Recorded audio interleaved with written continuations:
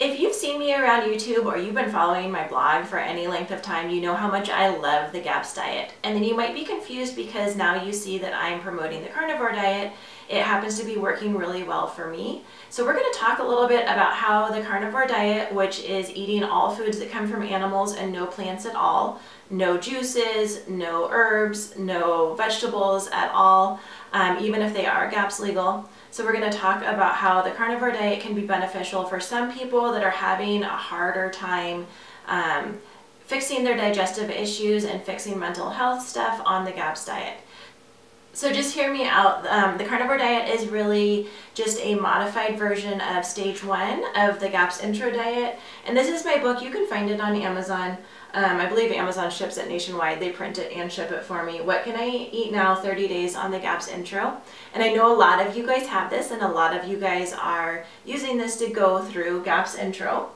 And if you see in stage 1 in the frequently asked questions, I did mention in here that if you're still having diarrhea 3 days into stage 1 GAPS intro, digestive troubles, all of that, if your system hasn't calmed down 3 days in, to consider going on a version of GAPS intro that takes out all the plants. And so this is where you're still focusing on the broths that we do in GAPS intro. You're also adding well-boiled meats and fat from those meats.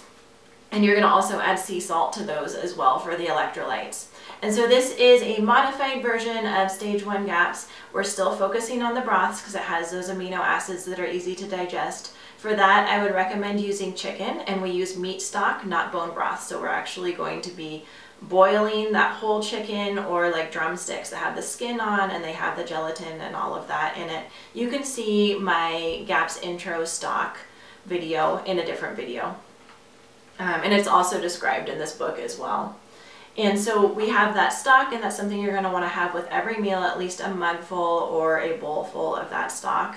And then you can have well-boiled meats, which that's taking the principles of the GAPS intro diet. And you can also have the fats from those vegetables. And if you are finding, if you look at my poop video and you find that you're tending towards diarrhea, you might want to adjust the fats and see what you can do. But if you're digesting fat just fine and you want to keep fats in, then adding the fats in from those animal foods is also recommended. When you're choosing the meat to eat for GAPS intro, especially if you're just struggling with extreme health issues, I would recommend ruminants, which is like beef and lamb, any kind of red meat of something that chews its cud, just because that meat has been really well, it's like it has a further distance from the plants. And so if an animal is just eating plants, it has one stomach, it's digesting it pretty quickly and turning it into meat. It hasn't been like filtered through the animal as much as if you're eating from a ruminant. So still making that chicken stock, which of course you can experiment with making beef stock instead, making sure it's the meat stock. So you're including the meat while you're boiling it.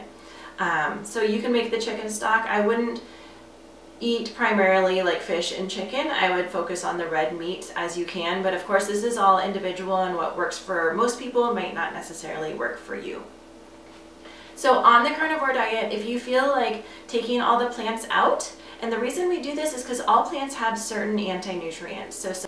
And there are all different kinds of compounds in these plants that are anti-nutrients. And in a healthy digestive system, those anti-nutrients can push us to stimulate our digestion. They can push us to kind of be more robust. But if we're in the healing, like if we need intense healing for chronic health issues, as a lot of people that come to the GAPS diet are, then taking out those plants for just a period of time might be the break that your body needs to repair the gut.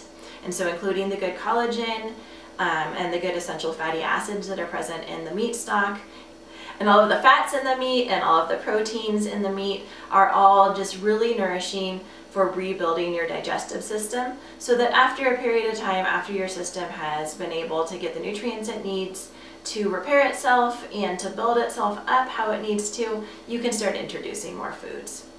So a lot of people have been asking me, do you not promote the GAPS diet anymore? I absolutely do promote the GAPS diet. I think it's fantastic. My children still follow GAPS principles, where if they're sick, we're upping the bone broth, we're upping the meats, and we're staying away from the more complex carbohydrates. This is just an eating principle that works really well for us. It also can combine well with the carnivore diet. So we can take the GAPS principles, use it with the carnivore diet, and get even more healing. And the same thing can be true with carnivore. If you're finding that carnivore is extremely good for you, but you feel like you need more healing, you might want to look at the GAPS introduction diet and see how eating well-boiled meats and lots of broth in your diet can help your body to heal even more. And maybe cutting out dairy for a little bit of time, introducing egg yolks a little bit at a time, introducing fish oil to boost those omega-3s. Just all the different principles of GAPS can work really well with carnivore. All the different principles of carnivore can work really well with GAPS. And so a combination of the two will be right for some people, but not always. A lot of people will thrive on carnivore. A lot of people will thrive on GAPS. If you find that you feel like you could be doing more healing on either, it's worth checking the other out and seeing how they complement each other. So if you are just now coming to me and you're thinking, what is the carnivore diet? Or you're thinking, what is the GAPS diet? And you'd like to see more about each dietary protocol, I will link to both of them here, and you can go ahead and check out whichever one you would like to learn more about. Thanks for joining me. I'll see you back soon.